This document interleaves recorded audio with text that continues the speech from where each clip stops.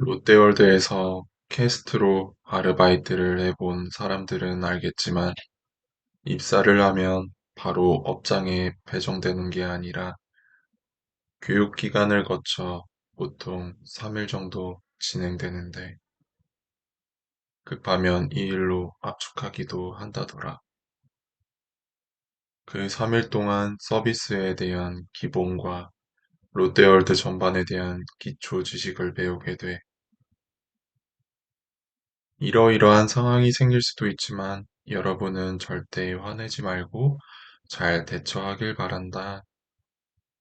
이런 식의 당부도 듣고 파라오의 분노가 왜 500억의 분노라고 불리는지 롯데월드에 떠도는 루머들 그중 무엇이 진짜고 가짜인지도 알려준다.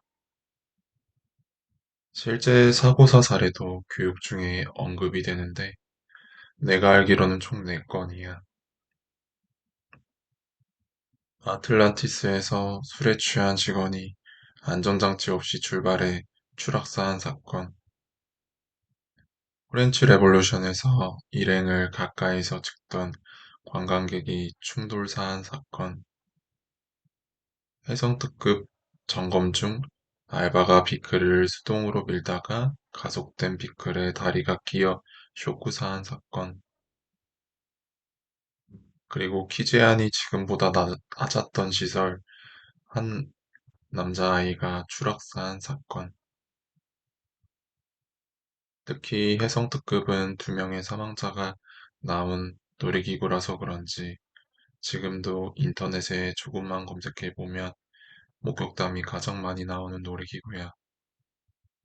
그 중에서도 내가 들은 썰 하나는 너무 구체적이어서 그 뒤로 나는 해성특급을 타지 못하게 되었어. 그 일이 벌어진 건 2015년 메르스가 한창 사회를 떠들썩하게 하던 시절이었대. 그때 롯데월드는 정말 한산했다고 해. 바이킹은 손님 2명만 태우고 운행했다는 말이 나올 정도였고, 어떤 놀이기구는 손님보다 캐스트가 더 많아 보일 정도로였다고 하니까, 이 시기에 오히려 이득을 본 사람들이 있었어. 연간 회원권을 가진 사람들이었지. 약 10만 원 정도를 내고 1년 동안 자유롭게 출입할 수 있는 사람들. 물론 다 그런 건 아니지만 특권 의식이 강한 사람들도 적지 않았다고 해. 아무튼 이 썰의 주인공은 연간 회원권을 가진 모녀야. 그 당시 한산한 롯데월드에서 일행끼리 라이드몰을 사실상 독점하듯 탈 수 있었대. 타고 재밌으면 또 타고 또 타고.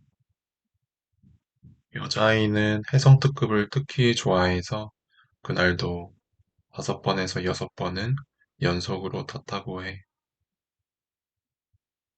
하지만 어머니는 점점 지쳤고 결국 아이에게 말했지. 엄마는 좀 쉴게. 너 혼자 타고 와. 아이는 혼자 맨 뒤 좌석에 앉았어. 해성특급은 뒷자리에 혼자 앉으면 회전수가 더 많아진다는 걸 알고 있었던 거지. 열차는 아무 이상 없이 출발했어. 그런데 CCTV를 보던 직원이 이상을 감지했어.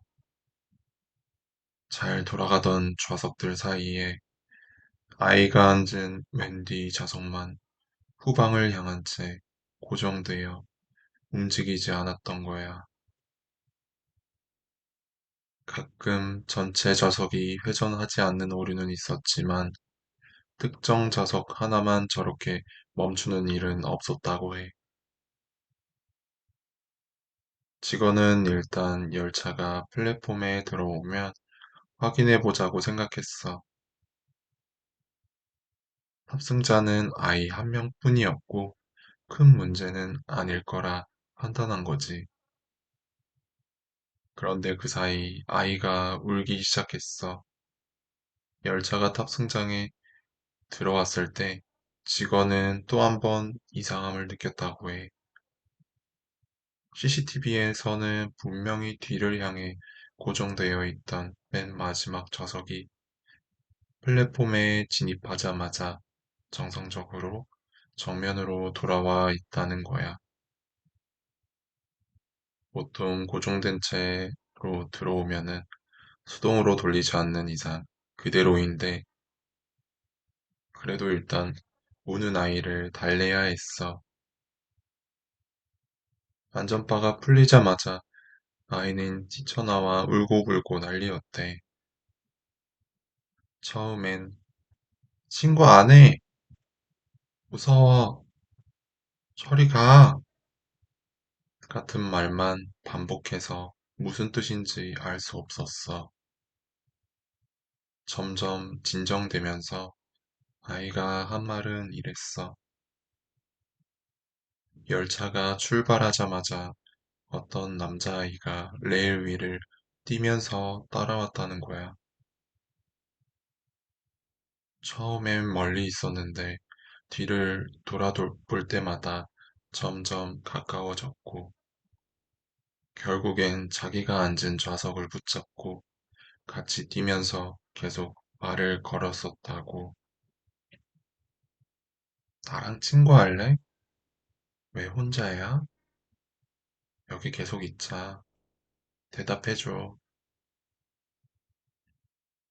아이 말로는 그 얼굴이 제일 무서웠대. 피투성이에 여기저기 찢어져 있어 너무 흉해서 대답도 못하고 울었다고. 나는 이 얘기를 듣고 해성특급을 다시는 타지 않게 됐어. 교육대들은 사망자 이야기, 특히 추락사한 남자아이 사건을 알고 있는 나로서는 아무것도 모르는 여자아이가 묘사한 그 모습이 이상할 정도로 사고 기록과 맞아 떨어진다고 느껴졌거든.